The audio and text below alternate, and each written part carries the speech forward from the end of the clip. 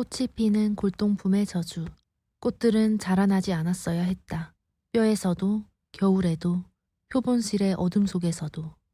엘리노어 보스 박사는 어제의 기록을 다시 한번 확인하며 로그북을 들여다보았다. 도자기 해골, 유물, 샵 273은 개인 수집가의 유산에서 아무런 화려함이나 꽃도 없이 도착했었다. 하지만 지금 이 해골은 회색빛 받침대 위에 자리 잡고 있었고 마치 괴상한 정원처럼 눈구멍과 콧구멍에서 새 송이의 완벽한 분홍색 거베라 데이지가 자라나 있었다. 그녀는 라텍스 장갑을 낀 채로 떨리는 손으로 한 송이를 향해 손을 뻗었다. 방의 영원한 한기에도 불구하고 꽃잎은 따뜻하고 비단결 같은 감촉이 실제처럼 느껴졌다. 각 꽃의 중심부는 마치 지켜보는 듯한 어두운 눈이었다. 놀라운 표본이죠. 그렇지 않나요? 그녀의 뒤에서 들린 목소리는 새로운 보조 큐레이터 마커스 웹의 것이었다. 하지만 오늘 아침에는 분명 하얀색이었던 것 같은데요. 엘리노의 손이 획 뒤로 물러났다. 하얀색이라고요? 뼈처럼 하였죠. 그가 해골을 자세히 살펴보기 위해 더 가까이 다가오며 말했다. 근데 지금은 분홍색이네요. 거의 산호색에 가깝게요. 보안 영상에는 특이한 점이 없었다. 진열장 안의 해골만이 시간이 흐르는 동안 정적 속에 있을 뿐이었다. 하지만 새벽 3시 17분에 영상이 깜빡였다.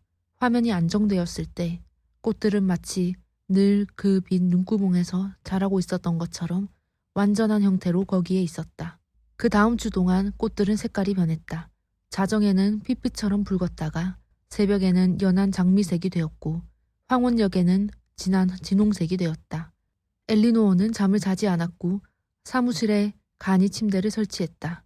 그녀는 매 변화를 기록하고 꽃잎 길이를 측정하고 존재하지 않는 흙 부분을 검사했다. 매끄러운 도자기만 있을 뿐 흙은 없었기 때문이었다. 수집가의 미망인이 목요일에 전화를 걸어왔다. 미리 경고했어야 했는데. 그녀가 전화기 너머로 탁탁 갈라지는 목소리로 말했다. 해롤드는 늘 저것이 배고프다고 했어요. 그래서 먹이를 주곤 했죠. 먹이라뇨? 무엇을요? 추억들이요. 행복한 것들 말이에요. 아시다시피 해골이 그것들을 가져가고 대신 꽃을 줘요. 서로 다른 감정에 따라 다른 색깔의 꽃으로요. 해롤드는 그게 공평한 거래라고 했죠. 엘리노어의 손이 저절로 관자놀이로 향했다. 그곳의 머리카락이 회색으로 변하기 시작했다. 최근 들어 그녀는 기억하는 것이 힘들어졌다. 어머니의 얼굴, 첫 키스, 바다 파도 소리까지. 작은 추억들이 손바닥의 물처럼 빠져나가고 있었다. 그녀는 마커스가 아침에 하얀 꽃에 대해 언급했던 것을 떠올렸다. 하지만 나중에 그에게 물어봤을 때 그는 그런 말을 한 적이 전혀 없다고 했다. 데이지들은 이제 멍든 것처럼 진한 보라색으로 변해가고 있었다. 엘리노어는 그 꽃들이 어두워지는 것을 지켜보며 어떤 기억이 이런 색을 만들어냈는지, 해골이 어떤 즐거운 순간을 삼켜서 이런 색을 만들어냈는지 궁금해했다. 그녀는 기억해내지 못했지만 그것이 분명 아름다웠을 거라는 걸 알았다. 표본실 구석에는 그녀의 로그북이 펼쳐져 있었는데 맨 위에 한 줄 꽃들은 자라나지 않았어야 했다 라는 문장을 제외하고는 모든 페이지가 비어 있었다.